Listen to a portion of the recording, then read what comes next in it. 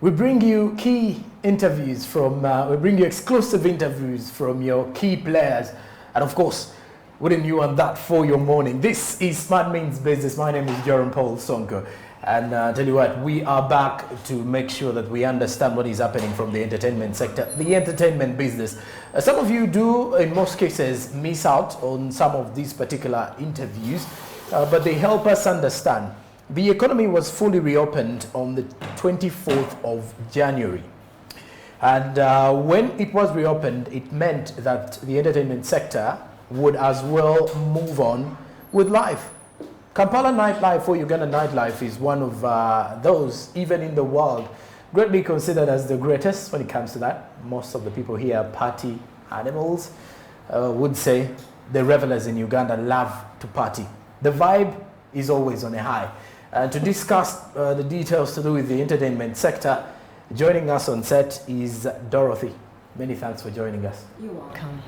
Very brief introduction to the viewers to understand. Who do we have in the show today? My name is Dorothy NABUNJO. I am an arts manager. I'm the founder of Charism Limited and also the manager at Zinson Art Space. All right. Many thanks for joining us. And well, let's try to understand, how has life been? How was life, by the way, the last 2 years? Well, like everyone else was affected due to the lockdown and the economy going down. Of course, the entertainment industry, the arts and culture industry were really affected because, I mean, being home for 2 years without earning as much as you used to earn, you had to think out of the box to see how do you sustain yourself and the people that you're employing. So yeah, it was a bit tight. Yes. I can only imagine. And you're mentioning how you manage talent, how you spot it out. I mean, if you could share with our viewers or with us even, how you're able to tell this is talent, how do you identify one is very talented, and how do you push it going forward? Well, we have so many talented people, but the difference is some, do they want to commercialize their talent? So depending on what the person wants, you could be talented, but you just want to sing at home, you just want to maybe act in front of your family, or use it for church, and that's it. However, on our side, we translate it into business. We translate talent into business. Yes, you can perform, maybe you can act, you can paint. Now, how do we commercialize that? There are two instances. One, I can scout a talent, and I'm like, this is someone we need to work with. There is potential. We need to polish a few things here, and then we commercialize their talent. Well, there are other talents that will approach us. Like, I'm talented, this and this, how can we work together? So those are two different avenues, yes. Okay then, thank you for highlighting on that one. As we leave this place, you will spot my talent. So you will have spotted something, we will work together. So you talk about spotting talent. How do you spot this talent? Because I can only imagine in most cases, for the football, me, I'm a football fan, a great football fan. I look at, there are sporting directors who spot talent by going in out, or others are scouts. They go in, approach these particular footballers and tell them of their interest in them. And then they say they approach, give them, let's say, documents that prove to them that, hey, this is what we are going to offer for your talent, and this is how you're going to benefit. So how is it with the performing arts sector? Well, the good thing with talent, you can't hide it. You can either sing, you can dance, or you can paint. However, it goes beyond your talent, because it's 80% is business, 20% is talent. Okay. So we have to look at, yes, you have the talent, or we can create the talent. So there are people who are not as talented as others, but they can actually make more money than the talented people. So it depends on the niche that you want to tap into, like what target market are we looking at? And then look at this person, can they meet the target market? Can they make money for you in that regard? So if you look at the different artists we have, either performers or painters, you're going to realize that they are targeting a certain market. You're going to find someone not so vocally talented, but they can perform. Then you're going to find those that are vocally talented, and well, they're not so good at that. So it depends on what you as a business person you're looking out for to achieve. Okay, and is it something that you, as a manager, you just sat there and realized, okay, I need to do this? Did you go to school and you had to learn about managing people's talents, or even telling Sonko is good at smiling? I don't know, smiling, whether it is a talent. So how did you compile yourself or compose yourself to being, you know, at managing or performing arts industry? How does it come about? I would say that arts chose me because I didn't start out in the arts. I was in the corporate world before I joined the management side. And I think that has really helped me to be able to structure this side. My sister joined the talent search, and when she joined, I mean, we worked with her to go into make sure she wins and all that. But I wasn't really into managing talent then. My passion was in events management. It was my side gig as I was being employed. But after my sister won Airtel Trace, I'm like, you know what? Who is your sister? Share with us. We want to say congratulations. You know, congratulations words never end. That is Sandra Subi. She's the talent that I actually do manage now. And I remember when she won, she had a manager, and we're going through the corridor, and I'm like, by the way, I should manage you. I said it jokingly, but then I remember before she sang, like what created a turnaround in her winning, I remember taking her aside and directing her on how she needs to sing, how she needs to present herself and all that. But that's something that I hadn't like maybe studied. However, I realized that maybe I have the passion for this, and I had to start reading. I had to read, I had to go for mentorship. I went to Julius Chaze. I really thank him. He really guided me a lot. And then I was talking to Edison, like I kept talking to the different people in the industry for me to be able to understand how it works. And my goal was I need to make it better. I need to professionalize it. I need to understand and make sure we don't do the mistakes that have been there. Because when I joined, it was so informal, and most people are not used to working with people formally in management. And I'm like, no, this is the trend I need to set. So my journey has been more of, you just bump in there, then you're like, okay, now I need to take this serious and I need to do it right. Yes. Okay, because it did well. Yeah. So after your sister performed, you realized you've done some good job. Yes, I did. Was that the starting point of it all? Actually, that wasn't really the starting point. I just say like, yo, we did this. And I didn't, at that point, I didn't even realize that I'd contributed to it until now when we sit back and we're like, okay, where did it start from? Okay, then. And Yeah. then you do that groundwork. Well, we want to also know, what does it take to be a manager? What does it take to be a manager? One, passion. You must have the passion for it, because it demands a lot for you to become a manager for talent, whether it's actors or actresses or artists. Because one, you have to be knowledgeable. That's the first thing. You have to be really knowledgeable.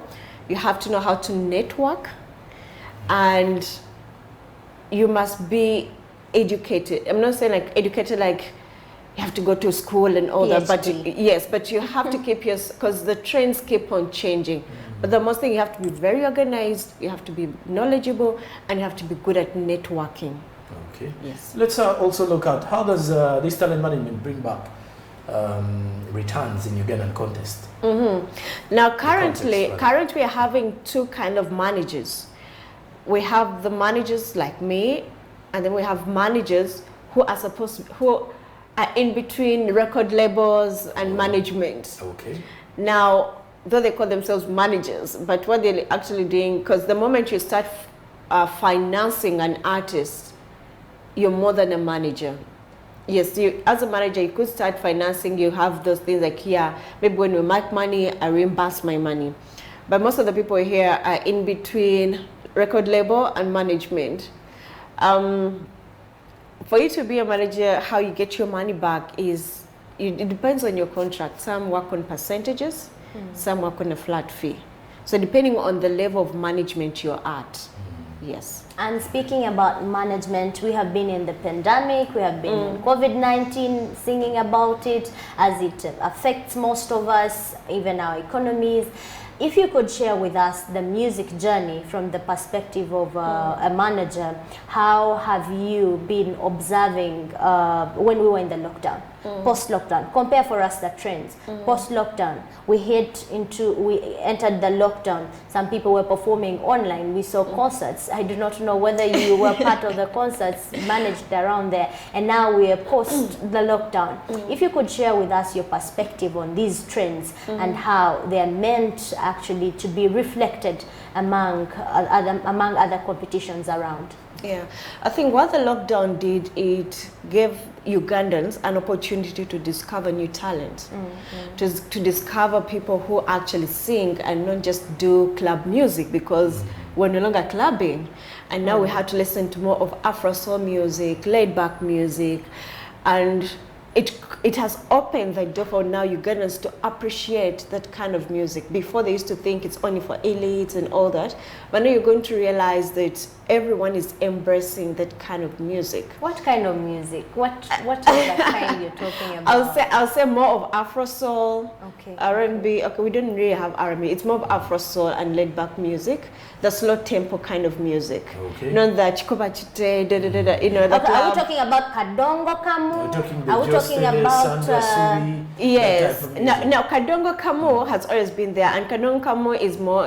also in slow tempo. For it has always been there. But when you look at the Afro soul artists, Sandra Suri, Kenneth Mugabe, Shifa that's Musisi, music. I'm seeing now there's Zoli Tams, the young, yeah. Now that kind of music before was not given audience. It was called niche kind of music. Only a few people would listen to that kind of music.